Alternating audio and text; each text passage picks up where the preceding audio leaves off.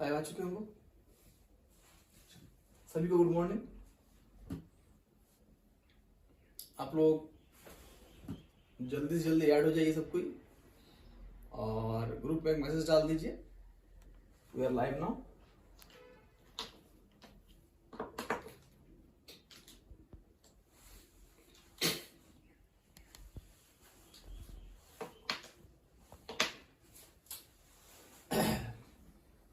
देखिए, अब हमारे पास जो समय बचा हुआ है, अगर समय के हम लोग डिमांड को देखते हैं तो लगभग अब 60 से 65 दिन कह सकते हैं। अगर जेसीसी ने जिस प्रकार से कैलेंडर को जारी कर दिया है, उस कैलेंडर को हम लोग देखें तो अप्रैल का पहला वीक, तो मान लीजिए कि 3 अप्रैल या 4 अप्रैल या 5 अप्रैल, 1 से लेकर 7 अप्रैल के बीच में कभी भी, तो पहला वीक में आपका एग्जाम होने की संभावना या एग्जाम डेट वो दे चुका है। और हमारे पास अगर ठीक ठाक देखे तो मतलब जैसे आज हमारा देखते हैं कि रिपब्लिक डे है, आप सभी को गणतंत्र दिवस की शुभकामनाएं। तो यहां से स्टार्ट करके देखते हैं, लगभग मान के चलिए 65 से 70 दिन। और इतना में आपको मतलब अपने तरफ से 100% तो क्या, इतना अपना बेस्ट देना है कि आपका जो इतना ज्यादा वैकेंसी का मतलब जो गला काट प्रतियोगिता है, आपको लाख, 1.5 लाख, 2 लाख से सीधा आपको 1000 के अंदर आना है। और इसके लिए आपके पास समय देखिए, एकदम 60 से 65 दिन का समय। एकदम सीधा बोलिएगा तो दंगल मूवी का गाना नहीं है कि किस्मत जब भी मौका देती है, गिन के वो समय देती है, वक्त देती है, वो एकदम शूट कर रहा है। तो गिन के समय है भैया कि इतना दिन समय है, इतना दिन में प्रिपेयर कीजिए और एग्जाम दीजिए और नौकरी लीजिए। क्लियर? तो इतने बड़े एग्जाम को 60-65 दिन में हम लोगों को क्लियर करना है, तो आप समझ सकते हैं कितना ज्यादा एफर्ट लगाना होगा। तो हम भी अपने ओर से एफर्ट लगाएंगे, और आप लोग भी अपने ओर से जितना हो सके, जहां जहां कमी दिख रहा है उस चीज पे एफर्ट लगाइए। ठीक है? और अपने तरफ से कोशिश कीजिए कि बार बार हर सब्जेक्ट को रिवाइज कीजिए, रिवीजन कीजिए। तो हम लोग झारखंड की अगर बात करें तो झारखंड हम पहले से बताए हैं कि इस एग्जाम में या झारखंड के सभी एग्जाम में एक बहुत ज्यादा इंपॉर्टेंट रोल, की ऑफ सक्सेस इज झारखंड, बहुत ज्यादा मतलब इंपॉर्टेंट रोल अदा करता है। क्योंकि लगभग 40 क्वेश्चन पे केवल पेपर 3rd में है। और जो आपका लैंग्वेज पेपर होगा, जिसको आप लोग चाहे संथाली हो, चाहे आपका उड़िया हो जाए, बंगाली हो जाए, या नागपुरी, खोटा, ठीक है, सब में की रोल अदा करेगा। उनमें भी झारखंड का क्वेश्चन रहेगा। तो आइए, हम लोग जब झारखंड हिस्ट्री पढ़ रहे थे तो हम लोग देखे थे कि झारखंड हिस्ट्री में हम लोग कहां तक पढ़ लिए थे, कि झारखंड में अंग्रेजों का आगमन तक पढ़ लिए थे स्टार्टिंग से लेकर। अब हम लोग पढ़ेंगे झारखंड में विद्रोह। तो बेसिकली हम लोग पहले स्टार्ट करेंगे जनजातीय विद्रोह। कौन सा विद्रोह? जनजातीय विद्रोह। तो आप लोग हेडिंग लगाइएगा, झारखंड में जनजातीय विद्रोह। लगाइए हेडिंग, जनजातीय विद्रोह।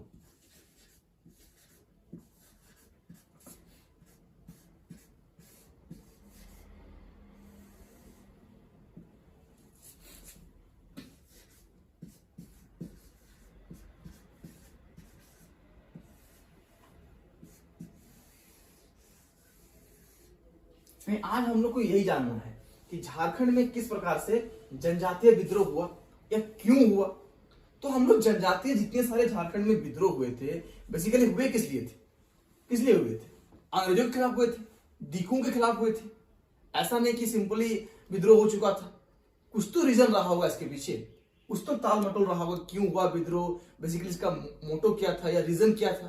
तो सबसे पहले हम लोग इस बात को समझते हैं। हम आपको ये पढ़ा चुके हैं कि झारखंड में अंग्रेजों का प्रवेश स्टार्ट हुआ था सिंहभूम से। पढ़ाए होंगे कि झारखंड में अंग्रेजों का प्रवेश कहां से स्टार्ट हुआ? सिंहभूम से।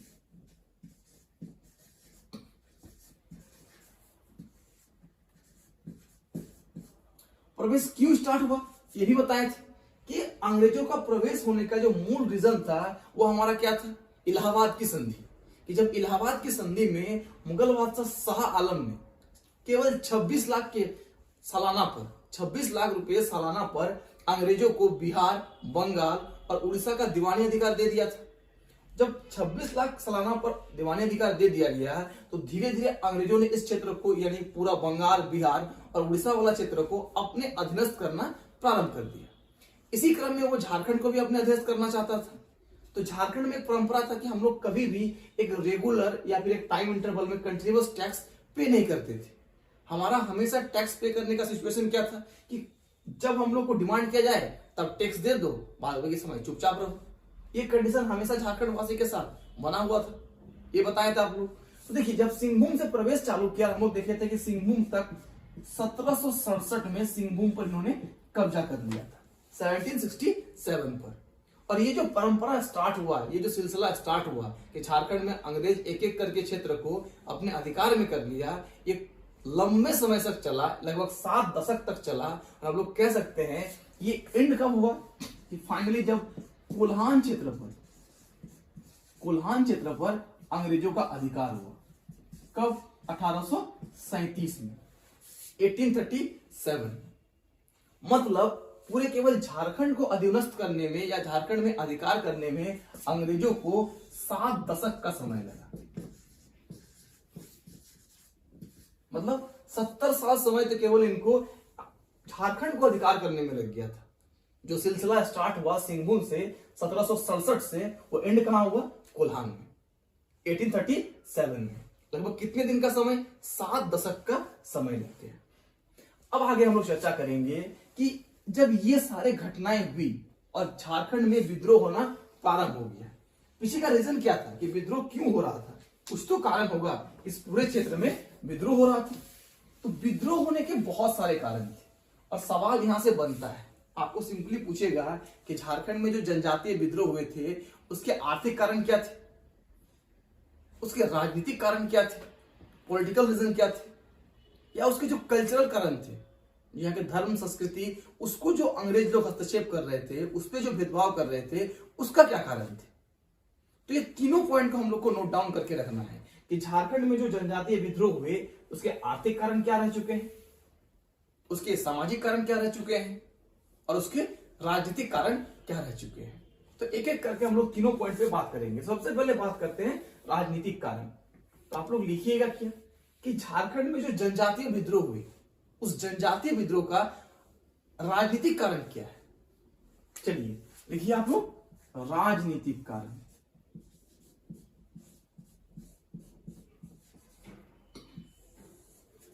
राजनीतिक कारण। सबसे पहला जो राजनीतिक कारण है, सबसे पहला जो लिखिएगा राजनीतिक कारण, वो क्या लिखिएगा? तो अंग्रेजों का जबरन इस क्षेत्र को अपने अधिकार में लेना। पहला कारण तो ये हुआ। क्लियर? तो पहला पॉइंट ये लिखिएगा, क्या लिखिएगा कि अंग्रेजों द्वारा जबरन इस क्षेत्र को, मतलब झारखंड के क्षेत्र को अपने अधिकार में लिया। ऐसा तो नहीं है कि अंग्रेज आए और तुरंत अधिकार में कर लिए। जहां पर भी अधिकार किए, एक लंबे समय तक युद्ध लड़ना पड़ा, यहाँ के निवासियों का शोषण किया, उसके बाद यहाँ के जो लोकल राजा थे उसको हराया, उसको युद्ध में परास्त किया, उसके बाद ही अधिकार कर पाया था। यानी पहला राजनीतिक कारण क्या है? जबरन इस क्षेत्र को अपने अधिकार में कर लिया। दूसरा कारण क्या है राजनीतिक कारण? तो लिखिएगा कि अंग्रेजों के द्वारा अपने अधीनस्थ क्षेत्र में, अंग्रेजों के द्वारा अपने अधीनस्थ क्षेत्र में अपने हिसाब से यानी अंग्रेजों के हिसाब से नियम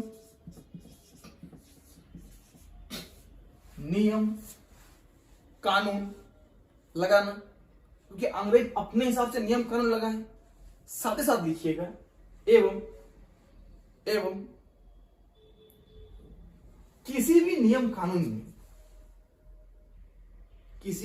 कानून में जनता का भागीदारी ना होना, ताकि जो लोकल जनता थे, लोकल लोग थे, पीपुल थे, उसका किसी भी प्रकार का जो पार्टिसिपेंट था वो खत्म कर दिया था। अंग्रेज केवल क्या कर रहे थे कि भैया सिंपल सा बात है, हम लोग नियम लगाएंगे, हम लोग नियम कानून लेके आएंगे, आप टैक्स दीजिए, आप रहिए, बस ये रीजन बना था। तो क्या लिखे हम लोग? राजनीतिक कारण में 2 लिखेंगे कि जबरन इस क्षेत्र को अपने अधिकार में ले लेना, और दूसरा क्या लिखेंगे हम लोग? मतलब यहाँ की जो सत्ता है वो हस्तांतरित हो गई, अंग्रेजों के पास चली गई। तो पहला पॉलिटिकल रीजन ये है। दूसरा रीजन क्या है? यहाँ के जो भी नियम कानून है, रूल रेगुलेशन है, वो अंग्रेजों द्वारा बनाए गए और अपने हिसाब से लगाए गए। नेक्स्ट लिखिए आर्थिक कारण। क्या लिखना है? आर्थिक कारण।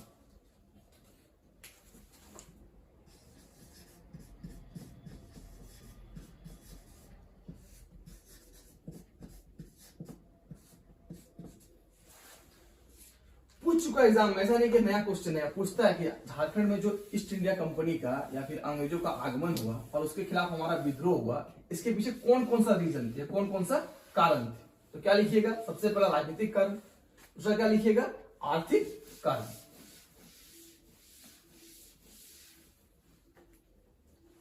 आर्थिक कारण में क्या लिखिएगा, तो आर्थिक कारण में पहला पॉइंट लिखिए, पहला पॉइंट लिखिए, इस क्षेत्र में जो हमारा झारखंड का क्षेत्र है, इसमें स्थायी बंदोबस्त का लागू होना। हम लोग जानते हैं कि 1793 के आसपास जब लॉर्ड कार्नवालिस आएंगे, वो क्या लगा देंगे, परमानेंट सेटलमेंट, स्थायी बंदोबस्त। क्लियर है, तो क्या लिखिएगा, इस क्षेत्र में स्थायी बंदोबस्त का लागू करना।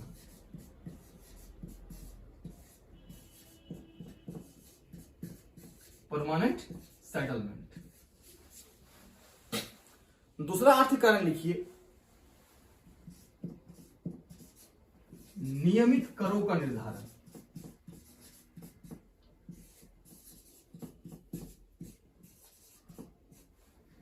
जब यहां के राजा किसी दूसरे को कर देते नहीं थे रेगुलरली के बेस पे, एट एक फिक्स टाइम इंटरवल पे, तो जनता से टैक्स भी नहीं लेते थे।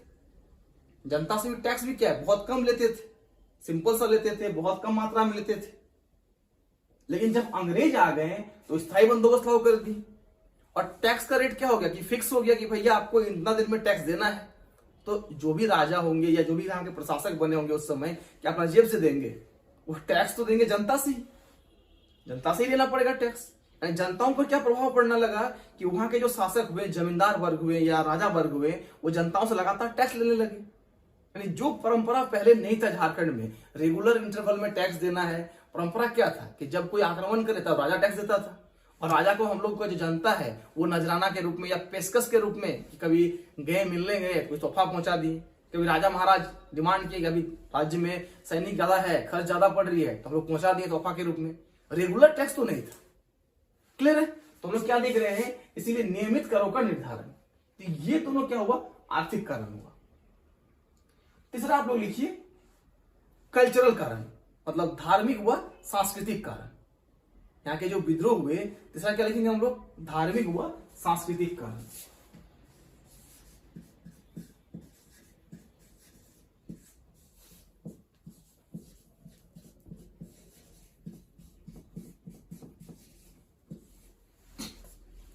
अब क्या रहा धार्मिक व सांस्कृतिक कारण, इसको देखिएगा। धार्मिक और सांस्कृतिक कारण में सबसे पहला पॉइंट तो ये हुआ कि दीकू के द्वारा यहाँ की जो जनता है उसको हीन समझना।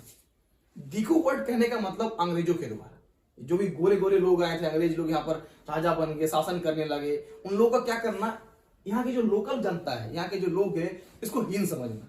काले काले लोग हैं, इसको एकदम हीन समझना कि भैया ये लोग मतलब इंसान की गिनती में ही नहीं है, एक तरह से पशु की तरह ट्रीट करना। तो पहला पॉइंट तो ये लिखिएगा, क्या लिखिएगा कि दीकू के द्वारा, स्लैश देकर लिखिएगा, अंग्रेजों के द्वारा, अंग्रेजों के द्वारा यहाँ की जनता के साथ, यहाँ के जनता के साथ या यहाँ की जनताओं की ओर हीन भावना रखना, यहाँ की जनता की ओर हीन भावना रखना।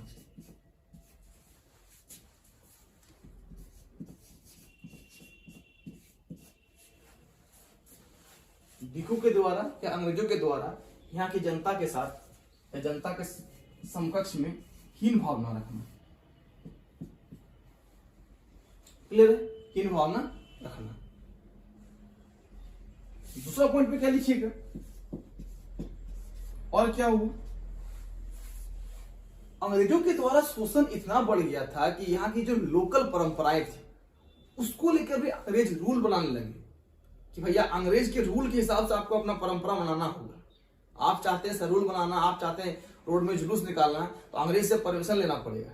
अंग्रेज अगर परमिशन देंगे कि हाँ जुलूस निकाल सकते हैं, तब आप निकालिए, तो मत निकालिए। इससे पहले क्या था, यहाँ के लोगों का एक कल्चर है भैया, परंपरा है, स्टार्टिंग से चलते आ रहा है। तो किसी के भी कल्चर पर और परंपरा पर जब आप बेड़िया लगाइएगा तो कभी ना कभी तो बेड़िया टूटेगा। यानी सिंपल से हम लोग क्या वर्ड देखिए कि अंग्रेजों के द्वारा यहाँ की जो कल्चर है, यहाँ की जो परंपरा है, उसके खिलाफ कार्रवाई करना। तो दूसरा रीजन में क्या लिखेंगे कि अंग्रेजों के द्वारा अंग्रेजों के द्वारा झारखंडी परंपरा यानी कि जनजातीय परंपरा के खिलाफ, झारखंडी परंपरा या फिर जनजातीय परंपरा के खिलाफ, जनजातीय परंपरा के खिलाफ कार्रवाई करना। हम लोग क्या जानते हैं, हमारा जो ये जो जनजातीय परंपरा है यहाँ की झारखंड की, जिसको जो जनजातीय परंपरा है वो कौन सा परंपरा है, जिसको हम लोग आदि धर्म कहते हैं या फिर सरना धर्म के नाम से जानते हैं। हम लोग जानते हैं कि नवंबर के महीने में वो देखें कि हमारा जो माननीय मुख्यमंत्री जी है हेमंत सोरेन जी, उन्होंने क्या करवा दिया, अपना कैबिनेट से इसको भी पास करके संसद में भेज दिया कि जब भारत में अलग अलग धर्म चलते ही है, 6 अलग अलग धर्म है, हिंदू, मुस्लिम, सिख, जैन, बौद्ध, ईसाई, तो एक काम कीजिए, एक नया धर्म को इंट्रोड्यूस कर दीजिए, इसका नाम क्या रहेगा, सरना धर्म। क्योंकि हमारा जानते हैं कि झारखंड की जनजातियों का मूल धर्म वही है, सरना धर्म, इसको हम लोग आदि धर्म के नाम से भी क्या करते हैं, संबोधित करते हैं। क्लियर है ना। यानी उस आदि धर्म पर या सरना धर्म की जो परंपराएं हैं उस पर अंग्रेजों द्वारा उसके खिलाफ कार्रवाई करना, ये क्या बन गया यहाँ का धार्मिक व सांस्कृतिक कारण। तो ये सारा रीजन था जिस कारण से इस क्षेत्र में क्या हो रहे थे, जिस कारण से इस पूरे क्षेत्र में आने हमारा जो झारखंड का क्षेत्र में कहीं ना कहीं धीरे धीरे क्या बढ़ रहा था, विद्रोह बढ़ रहे थे, लोगों का असंतोष बढ़ रहा था। सभी के सभी जो हमारे यहाँ के लोकल लोग थे, राजा थे, एक प्लेटफॉर्म में एकत्रित हो रहे थे और अंग्रेजों के खिलाफ हो रहे थे। और इसी क्रम में 1867 से ही विद्रोह चालू हो जाएगा। मतलब जैसे ही अंग्रेजों का आधिपत्य हुआ, जैसे ही अंग्रेजों का अधिकार हुआ, ठीक उसी प्रकार से क्या हो गया, इस क्षेत्र में विद्रोह होना भी चालू हो गया। तो अब हम लोग देखेंगे कि इस क्षेत्र में कौन कौन सा विद्रोह हुआ। तो अंग्रेजों के द्वारा यानी कि अंग्रेजों के खिलाफ यहाँ की जनताओं के द्वारा, तो पहले तो हम लोग बोलते हैं कि जनजातीय विद्रोह पढ़ रहे हैं क्योंकि सबसे ज्यादा जनजातियों के द्वारा इस क्षेत्र में विद्रोह किया गया है। तो जनजातियों के द्वारा जो पहला विद्रोह स्टार्ट हुआ, कहां से स्टार्ट हुआ, जहां पर अंग्रेजों का आगमन पहली बार हुआ। और हम आपको पढ़ा चुके हैं कि अंग्रेजों का सबसे पहली बार आगमन कहां पे हुआ, सिंहभूम में हुआ। और हम लोग ये पढ़े थे, याद कीजिए आप लोग, कि 22 मार्च 1767 में फर्गुसन के द्वारा एक अंग्रेज अधिकारी, इसका नाम क्या रहता है, फर्गुसन, बताए होंगे आपको। फर्गुसन के द्वारा घाटशिला के जलते महल पर कब्जा कर लिया गया।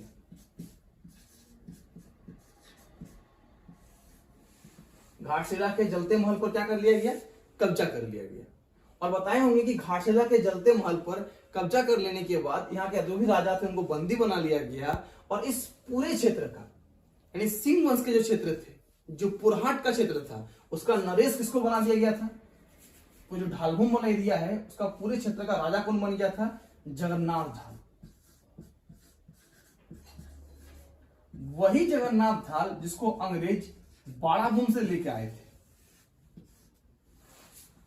बताया था आप लोग को कि जिस समय घाटशिला पर आक्रमण करने के क्रम में फर्गुसन महाराज आ रहे थे, ठीक है, अंग्रेज अधिकारी फर्गुसन के नेतृत्व में जब सेना आ रही थी तो सेना ने क्या किया था कि जब यहां तक पहुंचा, इस एरिया तक पहुंचा, तो बाड़ाभूम से एक व्यक्ति को लेकर आए थे जिसका नाम था जगन्नाथ ढाल। और कहा था कि ये जगन्नाथ घाटशिला के जो राजा हैं उनके भतीजे हैं और इनको बना दिया राजा, किसको, जगन्नाथ ढाल को। तो जगन्नाथ ढाल को जैसे राजा के रूप में स्थापित किया तो जगन्नाथ ढाल धीरे धीरे अपने आप को स्वतंत्र करने की इच्छा व्यक्त करने लगे।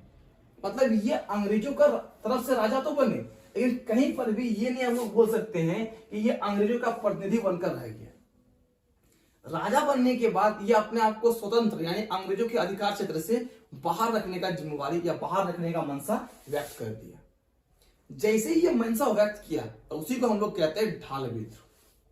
मतलब सिंहभूम क्षेत्र में ढाल राजाओं के द्वारा, सिंहभूम क्षेत्र में ढाल राजाओं के द्वारा, ये नाम क्या है, जगन्नाथ ढाल, पूरे झारखंड में अंग्रेजों के खिलाफ पहला विद्रोह किया गया था। इसीलिए इसको हम लोग नाम क्या देते हैं, ढाल विद्रोह। क्लियर है।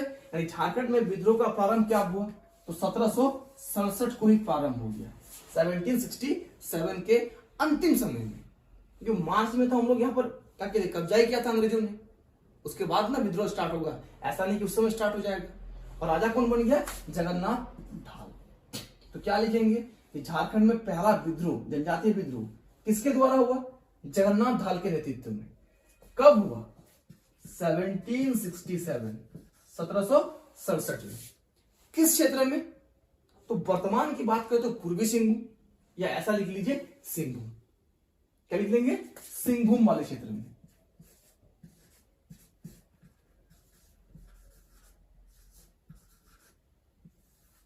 सिंहभूम वाले क्षेत्र में। क्लियर है? जगन्नाथ धाम ने अपने आप को इंडिपेंडेंट करना सोचा या इंडिपेंडेंट करना स्टार्ट कर दिया, कुछ तो इसके पीछे रीजन रहा होगा। क्या अंग्रेजों ने इनको राजा बनाया, तुरंत ये अंग्रेजों के खिलाफ कैसे हो गए? और हम यही कह रहे हैं कि 1767 में जगन्नाथ ढाल को राजा बनाया गया और 67 में जगन्नाथ ढाल से खिलाफ हो गए। कारण क्या था कि जगन्नाथ ढाल के राजा बनने के बाद अंग्रेजों के द्वारा जगन्नाथ ढाल को हर एक क्षेत्र में क्या कर रहा था, मतलब प्रेशर डाल दिया था। अब किसी को कठपुतली बनाने की कोशिश किया जा रहा था कि आप केवल राजा हैं, टैक्स हम लगाएंगे, सैनिक मेरा रहेगा, यहाँ का जो भी रूल रेगुलेशन बनाएंगे हम बनाएंगे। तो जगन्नाथ ढाल ने कहा कि भैया सब आप कीजिएगा तो हम राजा किस बात का। सिंपल सा बात है, आप हमको क्या बनाए, गुड़िया बना दिए, डॉल बना दिए, पुतला बना काम करवाना चाहते हैं। जगन्नाथ ढाल ने इसी चीज का विरोध किया कि आप यानी अंग्रेजों को हम टैक्स दे रहे हैं, टैक्स देंगे, इसकी कोई दिक्कत नहीं। यहाँ का जो इंटरनल मैटर है, जो ढाल वंश की जो इंटरनल बात है, आंतरिक जो सुरक्षा हो या आंतरिक जो भी डिसीजन लिया जाएगा वो उनके द्वारा स्वतंत्र रूप से लिया जाएगा। जब इस बात की उन्होंने पुष्टि की तो अंग्रेज के खिलाफ हो गए और दोनों में क्या पड़ गया, फुट पड़ गया और चालू हो गया विद्रोह। क्लियर है? तो 1767 में जब ये विद्रोह चालू हुआ, तब तक हम लोग क्या देख रहे हैं कि यहाँ के जो अंग्रेज अधिकारी थे फर्गुसन, वो इस क्षेत्र से वापस जा चुके थे। अब मिदनापुर रेजिडेंट से किसी और को भेजना था, तो सबसे पहले जिस व्यक्ति को भेजा था उसका नाम था लेफ्टिनेंट रुक। लिख लीजिए, इस विद्रोह का दमन करने के लिए, जगन्नाथ ढाल से सेटलमेंट करने के लिए सबसे पहले जिस व्यक्ति को भेजा था उसका नाम क्या था, लेफ्टिनेंट रुक। कब भेजा? 1777, मतलब 1777 को। टाइमलाइन को लिखते चलिएगा कि 1777 में, 1777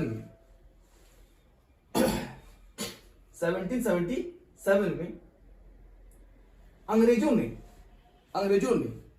ढाल विद्रोह का दमन करने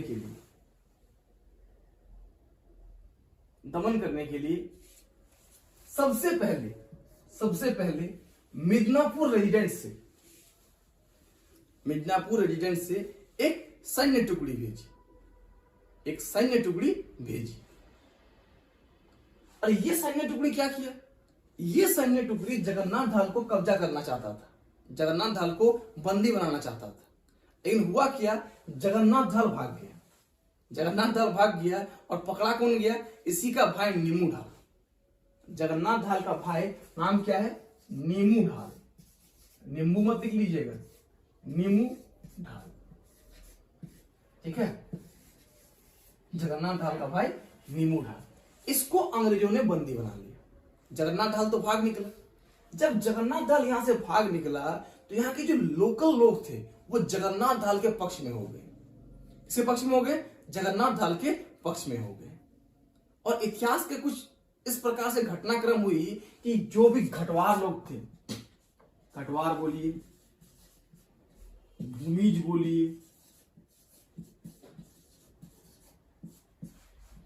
कोल बोलिए या हो बोलिए, ये सभी जो निवासी थे, सिंहभूम के निवासी थे, वो सबके सब जगन्नाथ ढाल के पक्षधर बन गए। सब ने जगन्नाथ ढाल को सहायता किया। यही नहीं, यहां तक कि जो मयूरभंज के शासक थे उन्होंने भी जगन्नाथ ढाल का साथ दिया।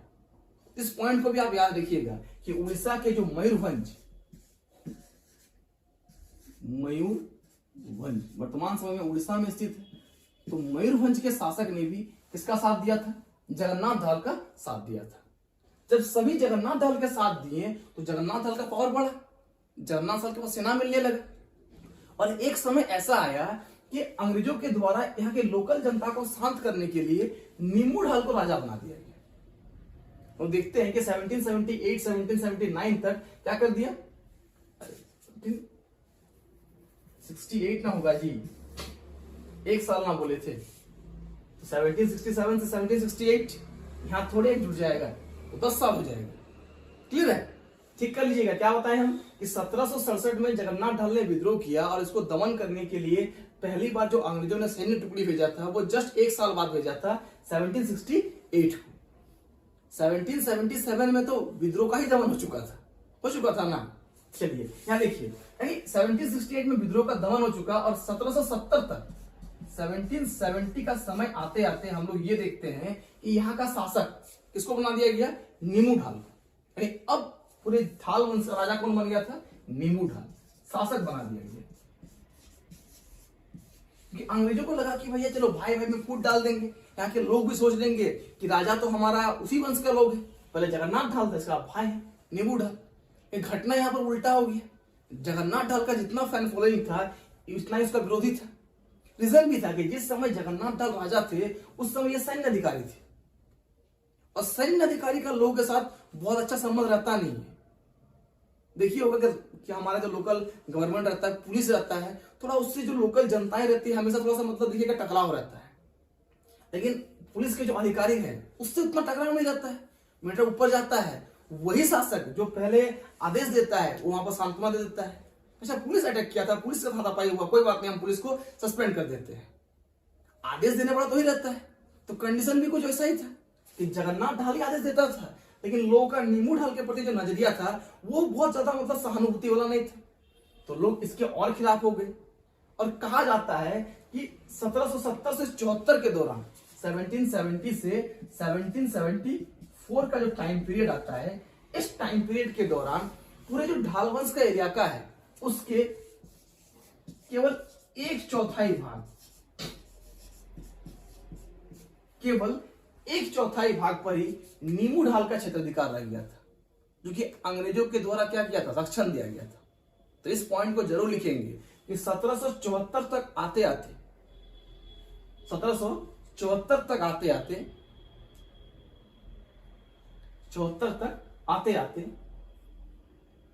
1774 तक आते आते सिंहभूम क्षेत्र के यानी जो ढाल वंश का एरिया था उस क्षेत्र के केवल 1/4 भाग पर ही, मतलब केवल 25% भाग पर ही नीमू ढाल का अधिकार रह गया था। बाकी बचे शेष भाग, मतलब 75% भाग, बाकी बचे शेष भाग हम लोग क्या कह सकते हैं, मतलब जो 75% रिमेनिंग एरिया बचा हुआ रहा उस पर किसका अधिकार हो गया था? जगन्नाथ ढाल का अधिकार हो गया था। सोचिए अंग्रेज पूरा सपोर्ट कर रहा है नीमू ढाल को, फिर भी केवल 25% इलाका को ही अपने कब्जे में रख पाया, और 75% जो इलाका है वो किसके कब्जे में चला गया? जगन्नाथ ढाल के कब्जे में चला गया। और 1774 के बाद क्या हुआ? जगन्नाथ ढाल ने जो 25% बचा हुआ इलाका है उस पर आक्रमण करना चालू कर दिया। तो इस पॉइंट को भी नोट डाउन कर लेना है। क्या लिखना है कि 1774 के बाद से या 1774 के समय से जगन्नाथ ढाल ने अपने सैन्य टुकड़ी के साथ बचे 1/4 हिस्से पर भी आक्रमण कर दिया गया। स्थिति इतना बिगड़ गया कि यहाँ के जो भी लोग आए, जैसे कि हम लोग जानते हैं इस विद्रोह को दमन करने के लिए किसको भेजा? रूक को भेजा और फिर मॉर्गन को भेजा। यानी कि 2 व्यक्ति को भेजे गए, पहले किसको बताए थे? रूक को, और बाद में मॉर्गन को, मतलब लेफ्टिनेंट रूक और मॉर्गन, इन दोनों को भेजा गया कि भैया जगन्नाथ ढाल को पकड़िए और इस क्षेत्र का जो विद्रोह है उसको दमन कीजिए। लेकिन जब ये लोग इस क्षेत्र पे आए तो इन लोगों को ऐसा याद हुआ कि यहाँ का जो प्रत्येक निवासी है, एक एक व्यक्ति है, वो अंग्रेज विरोधी हो चुका था और जगन्नाथ ढाल के पूर्णतः पक्षधर बन गए थे।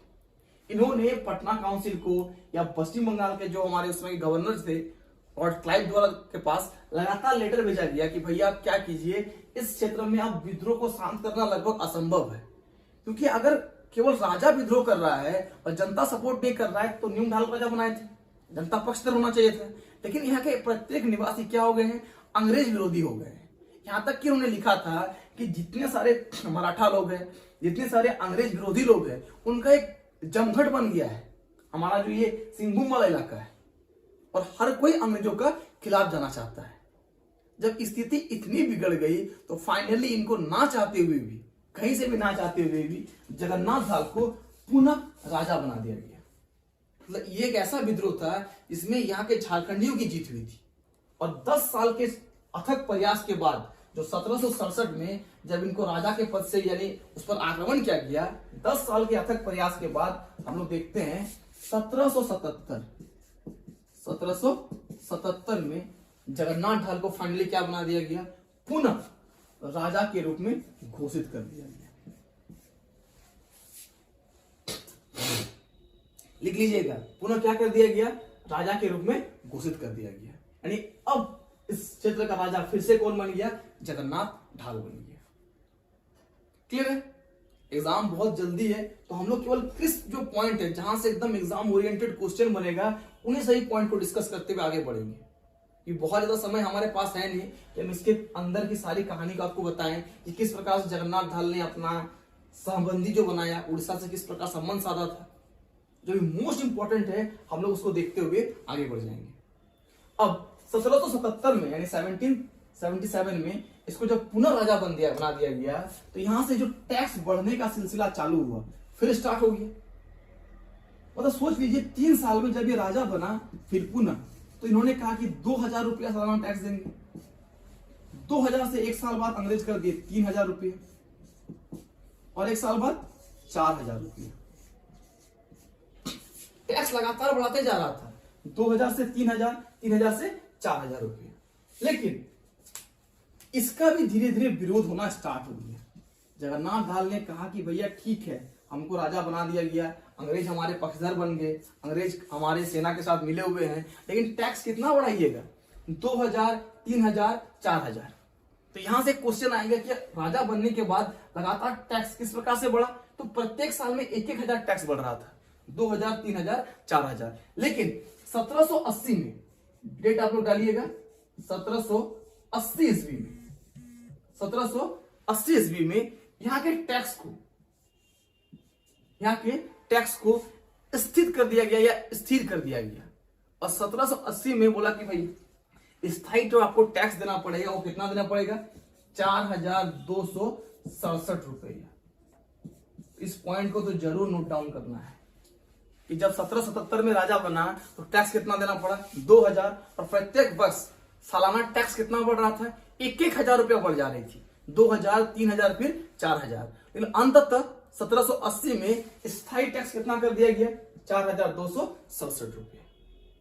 और विद्रोह क्या कर दिया गया, लगभग दमन कर दिया गया, लगभग शांत करवा दिया गया। तो ये था हमारा जनजातीय विद्रोह।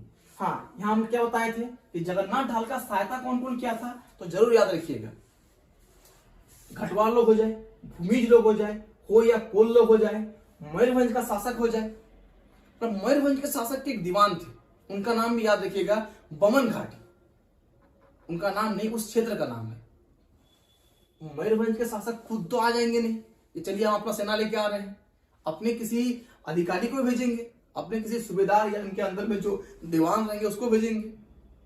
तो जगन्नाथ ढाल के साथ मयूरभंज के शासक के पक्षधर बन के कौन आए थे, तो आप टिक कीजिएगा, बमन घाटी का जमींदार। क्या टिक कीजिएगा, बमन घाटी का जमींदार मयूरभंज के शासक के प्रतिनिधि के रूप में इनका सपोर्ट करने आए थे। तो ये था हमारा पूरा ढाल विद्रोह कि किस प्रकार से अंग्रेजों का सिंहभूम क्षेत्र में कब्जा हुआ, किस प्रकार से जगन्नाथ ढाल इसके खिलाफ गए। जब लेफ्टिनेंट रूक और मॉर्गन इन दोनों ने नहीं सका इस विद्रोह का दमन करने के लिए, तो फाइनली हम लोग क्या देख रहे हैं कि पुनः 1777 में इनको राजा बना दिया गया। और राजा बनाने के बाद टैक्स 2000, 3000 और 4000 के तरफ से बढ़ने लगा। 3 साल में 3000 बढ़ गया। इन फाइनली जब 1780 का समय आया, 1780 का समय आया, तो लोग देखते हैं कि इस क्षेत्र के लिए एक फिक्स टैक्स कर दिया गया, और वो कर, ये राजस्व कितना रहा, 4267 रुपए। तो ये था हमारा ढाल विद्रोह। तो आप लोग को आशा करते हैं समझ में आया होगा स्टार्टिंग भी कि झारखंड में जनजातीय विद्रोह हुए क्या, इसके पीछे राजनीतिक कारण भी थे, इसके पीछे आर्थिक कारण भी थे, और इसके पीछे सामाजिक और सांस्कृतिक कारण भी रह चुके थे। और जो पहला विद्रोह हुआ वो हुआ हमारा ढाल विद्रोह। और कब हुआ? 1767 को। मतलब अंग्रेजों का जो आगमन प्रारंभ हुआ 67 को, और इस प्रक्रिया में 70 साल लगा, 1837 ईस्वी तक। लेकिन जैसे आगमन प्रारंभ हुआ वहीं से हम लोग ने क्या स्टार्ट कर दिया? इसके खिलाफ विद्रोह करना स्टार्ट कर दिया। और कहीं ना कहीं सोच सकते हैं कि झारखंड वासी उस समय भी बहुत आगे रहे होंगे, कि अंग्रेजों की मंशा को सोच लिए होंगे, तभी तो स्टार्टिंग से विद्रोह करना स्टार्ट कर दिए। जैसे हम लोग अंग्रेजों की मंशा को भांप लिए कि अंग्रेज भैया केवल व्यापार करने नहीं आया है, यहाँ के हर क्षेत्र में, पॉलिटिकल में, चाहे या फिर बोल दीजिए आर्थिक क्षेत्र में, या फिर बोल दीजिए सामाजिक क्षेत्र में हस्तक्षेप कर रहा है भिक्षुओं के द्वारा, हम लोगों ने उसका विरोध करना स्टार्ट कर दिया। और ये विरोध इतना जमकर विरोध हुआ कि सोचिए, जगन्नाथ दास जिसको अंग्रेजों ने राजा बनाया था, राजा बनने के तत्पश्चात इनका क्या कर दिया? विरोध में खड़ा हो गए। क्लियर है? तो ये कहानी था पूरी तरह से हम लोग का ढाल वंश का।